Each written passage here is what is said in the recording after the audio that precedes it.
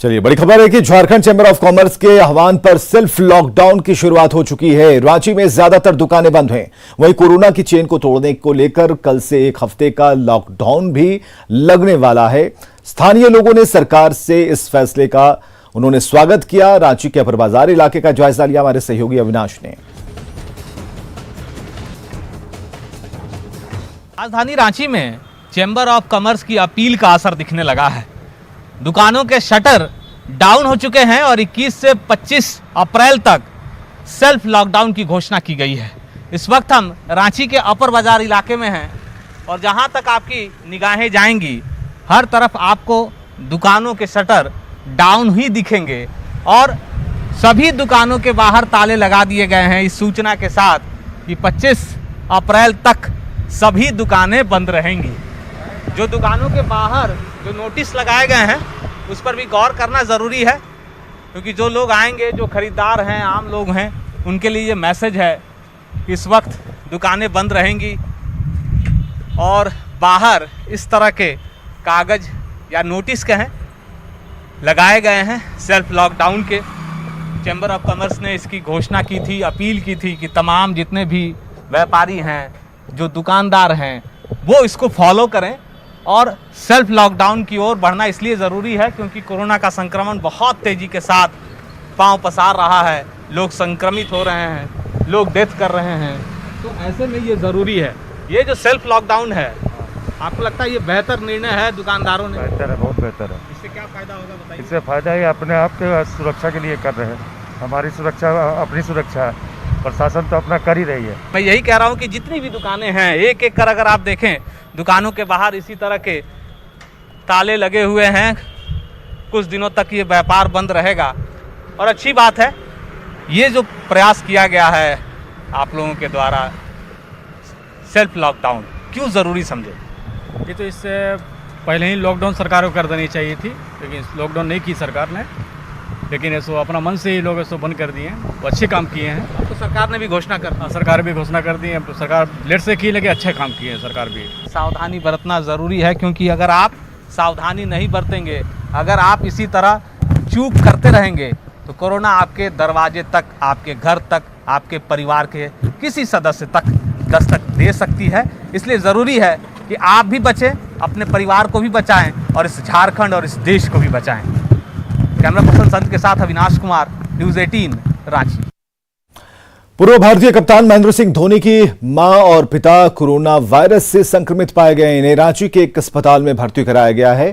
धोनी की मां और पिता का इलाज रांची के पल्स सुपर स्पेशलिटी हॉस्पिटल में चल रहा है। तो ये एक बड़ी खबर है। 20 अप्रैल को आई थी पॉजिटिव रिपोर्ट और इसके बाद इन्हें रांची के एक निजी अस्पताल में भर्ती कराया गया है। धोनी के माता पिता कोरोना पॉजिटिव पाए गए हैं और उनका इलाज जारी है।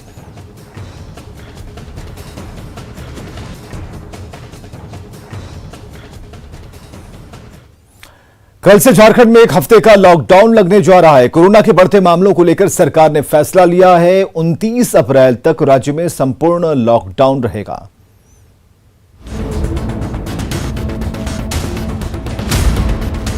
झारखंड में कोरोना के लगातार बढ़ रहे मामले को लेकर सरकार गंभीर है। कोरोना चेन को तोड़ने को लेकर झारखंड सरकार ने एक हफ्ते का लॉकडाउन लगाया है। सीएम हेमंत सोरेन ने 22 अप्रैल से 29 अप्रैल तक लॉकडाउन का ऐलान किया है। इसे स्वास्थ्य सुरक्षा सप्ताह का नाम दिया गया है। इस संक्रमण का चेन ब्रेक करना नितांत आवश्यक है। झारखंड एक गरीब राज्य है। हमारी प्राथमिकता है जीवन और जीविका दोनों को सुरक्षित करना। इस संदर्भ में हमने 22/4/2021 से 29/4/2021 तक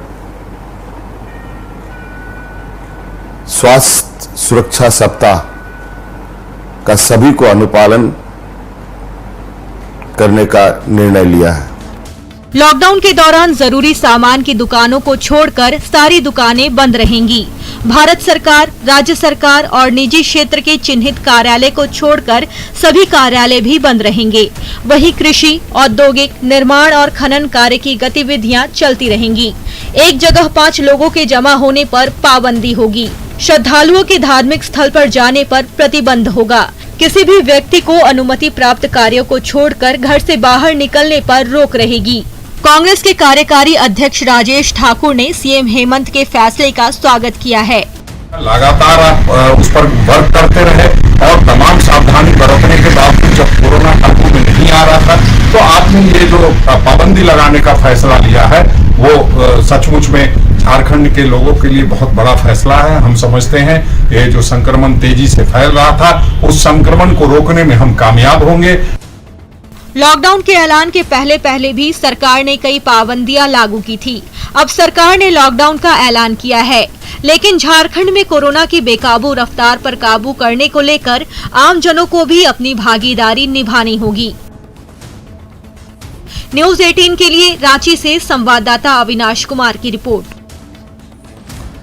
धनबाद में गर्मी बढ़ने के साथ ही पानी का संकट गहराने लगा। चापाकल और कुओं ने जवाब दे दिया तो ग्रामीण महिलाएं ने नदी में गड्ढे बनाकर नदी के किनारे गड्ढे नाला को बढ़ाकर से पानी चापाकल नहीं है ना, ये बढ़ाकर है। यही बढ़ाकर से हम लोग पानी पीते हैं।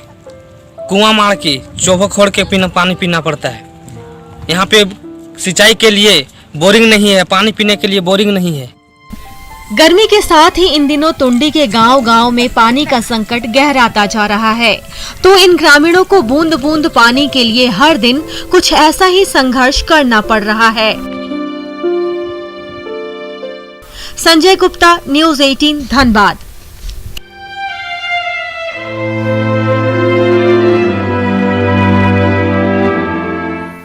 और धनबाद के ग्यारकुंड ब्लॉक के काली पहाड़ी पूर्व पंचायत का पुराडीह गांव के लोग पेयजल की समस्या से जूझ रहे हैं। सालों से लोग पानी के लिए कई किलोमीटर का सफर तय करते हैं। पूरा गांव सिर्फ एक कुएं पर निर्भर है और 3 दशक से लोग पानी की समस्या की गुहार लगा रहे हैं, लेकिन उनकी आस आज तक पूरी नहीं हुई और उन्हें बस मिलता है तो भरोसा। कुआं है, ये कुआं में हम लोग सब खाते हैं, तो कुआं में पानी ही नहीं है तो क्या खाएगा हम।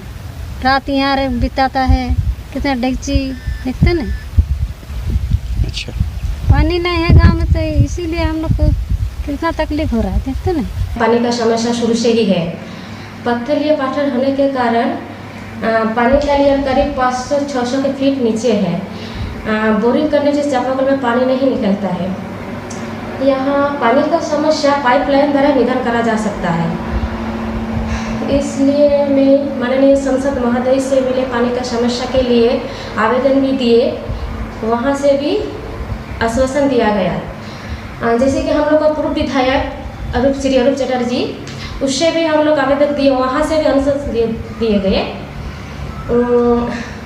डीवीसी से चिरकुंडा नगर परिषद से पाइपलाइन बिछा जा रहा था, उसमें से मैं घोर विरोध किए थे।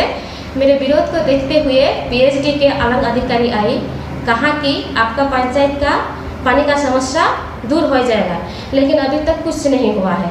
हम पीएचडी कार्यपालक अभियंता को सूचित करते हैं और प्रखंड स्तर से जो समस्या का हल हो सकता है। सर 210 घर है, लेकिन एक ही कुआं है और कुआं भी सूखा हुआ है। मुझे संज्ञान में आया, हम वहाँ के मुखिया सर क्या कर रहे हैं? मुखिया से अभी हमारी इस पर बात नहीं हुई है, होती है तो अपने संज्ञान में दिया है। कब तक समस्या का निदान हो जाएगा? काफी संकट है गांव में पेयजल का। नहीं, कुछ और गाँव में भी है, तो हमने प्रतिवेदन भी भेजा है अपना कार्यपालक अभियंता पेयजल सुरक्षा विभाग। उम्मीद करते हैं जल समस्या का।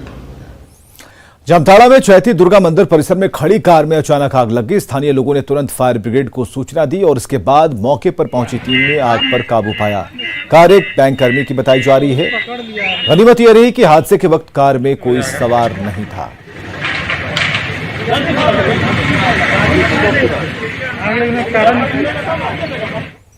जामताड़ा में पेड़ से लटकता एक युवक का शव मिला है। नारायणपुर थाना क्षेत्र के मदनाडीह पलाश की झाड़ियों में शव मिला। युवक की पहचान मदनाडीह निवासी वाहिद अंसारी के रूप में की गई। दरअसल 16 अप्रैल को वाहिद पर एक लड़की के अपहरण का केस दर्ज हुआ था। पीड़ित पिता की दलील है कि एक दिन पहले ही लड़की पक्ष से समझौता भी हो गया और इसके बाद लड़का लड़की दोनों अपने अपने घर पहुंच गए। पिता का आरोप है कि ये हत्याकांड आत्महत्या नहीं बल्कि उसकी हत्या हुई है। पुलिस पूरे मामले की जांच कर रही है। एक युवक अब्दुल वाहिद विगत 2-3 दिन पहले एक महिला के साथ यहाँ से चले गए थे, जबकि बाल बच्चेदार आदमी हैं। उन पर एक 366 अपहरण का केस हुआ था। आज दोपहर में सूचना मिली कि उनकी लाश यहाँ पर पलाश के पेड़ से झूल रही है। इस सूचना पर हम लोग यहाँ पर आए और बाकायदा उसके विधिवत जो पंचनामा वगैरह बना करके हम लोग पोस्टमार्टम के लिए भेज रहे हैं। पोस्टमार्टम के बाद पता चल जाएगा कि ये हत्या है, आत्महत्या है, क्या है। उसके अनुसार फिर हम लोग कार्रवाई करेंगे। इधर गुमला में एक पति ने अपनी पत्नी की पीटकर हत्या कर दी। वारदात चैनपुर के मिशन हाता नदी टोले की है। आरोप है कि जीवन कुजूर ने शराब के नशे में अपनी पत्नी सबिता कुजूर की पीटकर हत्या कर दी। बच्चों का रो रो कर बुरा हाल है। पुलिस ने त्वरित कार्रवाई करते हुए आरोपी जीवन कुजूर को गिरफ्तार किया है। 7:30 के करीब में हम लोगों को फ़ोन पे सूचना मिली कि नदी मोहल्ला करके एक जगह है, थाना से करीबन 2 किलोमीटर होगा। वहाँ पर एक पति ने अपनी पत्नी की हत्या कर दी है। जब हम लोग घटनास्थल पर गए तो आसपास के लोगों से, हम घर में जो बूढ़े आदमी थे उनसे हमने पूछा तो उन्होंने बताया कि पति पत्नी अक्सर आपस में लड़ाई झगड़ा किया करते थे। ये लोग इन लोगों का हर रोज़ का यही था। कल रात में भी ऐसे ही हुआ कि पति पत्नी के बीच में झगड़ा हुआ। इसके बाद पत्नी जो है वो गुस्से में घर छोड़ के भागने लगी। पति उसके पीछे पीछे दौड़ा, जहाँ पत्नी गिर गई उसे घुटने पर हल्का सा चोट वोट भी आया। पति उसको वहाँ से ले आया और गुस्से में घर में फिर डंडे से पूरा मारा, जिससे कि रात में वो दम तोड़ दी। कोविड संक्रमण के बीच रामनवमी त्योहार मनाया जा रहा है। लोग कोविड गाइडलाइंस के मुताबिक मंदिरों में पूजा अर्चना कर रहे हैं। मंदिर में भी विशेष व्यवस्था की गई है। तपोवन मंदिर का जायजा लिया न्यूज़ 18 संवाददाता ओम प्रकाश ने। कोविड संक्रमण के बीच रामनवमी का त्योहार राजधानी रांची में भी मनाया जा रहा है। हालांकि कोविड संक्रमण के कारण इस बार लोग इसे सुरक्षित तरीके से ही मना रहे हैं और तमाम तरह की बंदिशों के बावजूद यहाँ पर मंदिरों में कुछ एक लोग पहुंचे हुए हैं और काफ़ी संयमित होकर पूजा अर्चना कर रहे हैं। आपको बताना चाहेंगे कि इस दरमियान किसी तरह की परेशानी श्रद्धालुओं का न हो, इसे देखते हुए मंदिर प्रबंधन की तरफ से भी तमाम उपाय किए गए हैं।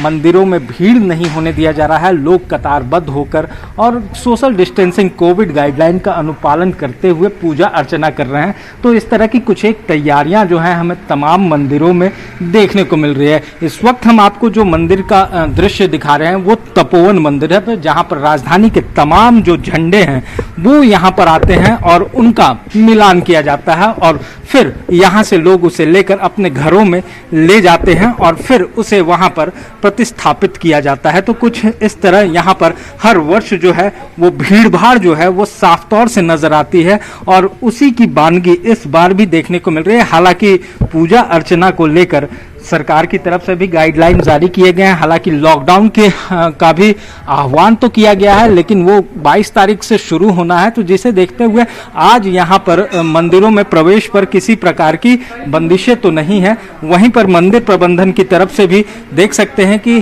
तमाम जो इंतजाम है वो किए गए हैं। आपको ये भी बताना चाहेंगे कि रामनवमी के दरमियान यहाँ पर तपोवन मंदिर में तमाम अखाड़ों के लोग पहुंचते हैं, यहाँ पर करतब करते हैं। हथियार जो तलवारबाजी होती है, लाठी का जो प्रदर्शन होता है वो भी देखने को मिलता है। और लेकिन इस बार कोविड की वजह से वो चीज़ें जो हैं वो नदारद रहेंगी। हमारे साथ मुख्य पुजारी भी हैं जो तपोवन मंदिर के, उनसे भी जानते हैं कितना महत्वपूर्ण होता है यहाँ पर झंडों का मिलान होता है हर वर्ष। इस बार भी हो रहा है, लेकिन जो हर साल तमाम तैयारियां होती है वो कुछ एक कम है।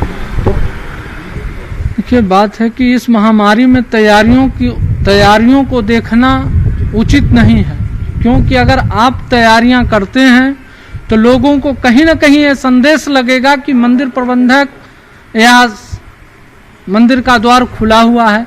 ऐसा कुछ नहीं है। हमने पहले ही लोगों से आग्रह किया, नम्र निवेदन किए कि भाई अपने अपने घरों में रहें, सुरक्षित रहें। अगर आप सुरक्षित रहेंगे तो अगले साल की रामनवमी में हर्षोल्लास के साथ, अगर इस महामारी का अंत हो जाता है तो हम अगले साल हर्षोल्लास के साथ मनाएंगे। मंदिर प्रबंधन भी श्रद्धालुओं से आग्रह कर रहा है कि वो अपने घरों में ही रहकर रामनवमी की पूजा अर्चना करें। कैमरामैन अमित के साथ ओम प्रकाश, न्यूज़ 18 रांची। आज देश भर में रामनवमी का त्योहार मनाया जा रहा है। हालांकि इस बार कोरोना का त्योहार पर साफ असर भी है। जमशेदपुर में जम्मू अखाड़ा समिति की ओर से भालूबासा स्थित मंदिर में कोविड गाइडलाइंस का पालन किया जा रहा है। मंदिर में भक्तों को बिना मास्क की एंट्री नहीं है। वहीं मंदिर परिसर को भी सैनिटाइज किया गया है।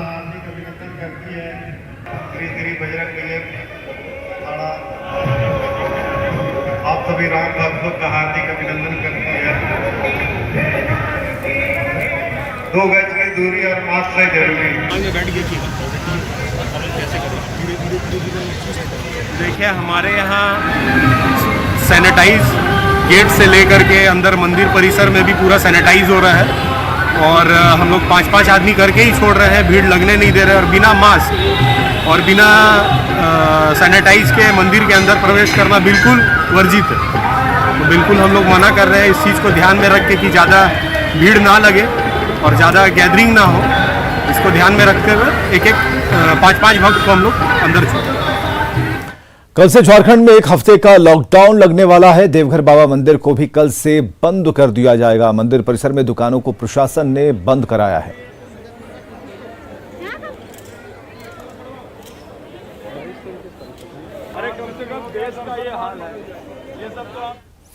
कोरोना की दूसरी लहर पहले से न सिर्फ ज्यादा खतरनाक है बल्कि तेजी से फैल रही है और यही वजह है कि अब सरकार के साथ साथ नागरिकों की जिम्मेदारी बढ़ गई है। ये जरूरी हो गया है कि आम लोग खुद वैक्सीनेशन के लिए आगे आएं और कोरोना के खिलाफ जंग में अपनी निर्णायक भूमिका निभाएं। जैसे कि गुजरात के नडियाद में लोग खुद वैक्सीनेशन के लिए आगे आ रहे हैं।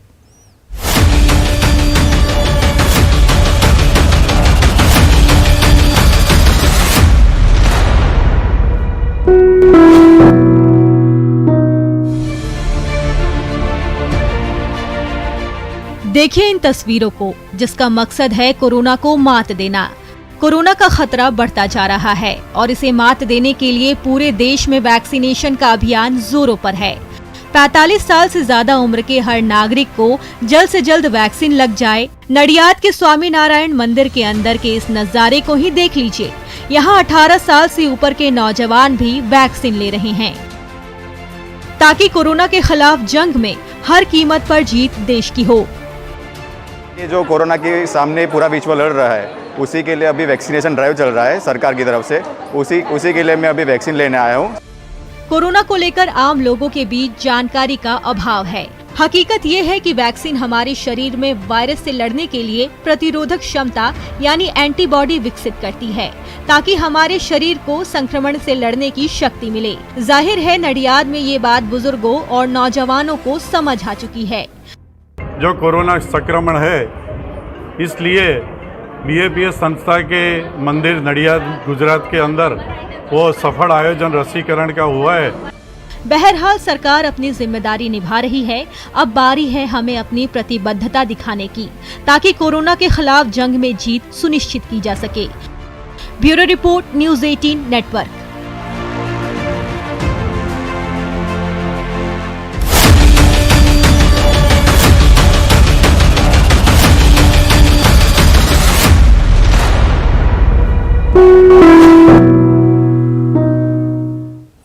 तो कोरोना के खिलाफ लड़ाई में आप भी अपना योगदान दीजिए। घर में रहिए, सुरक्षित रहिए। खबरें लगातार जारी हैं।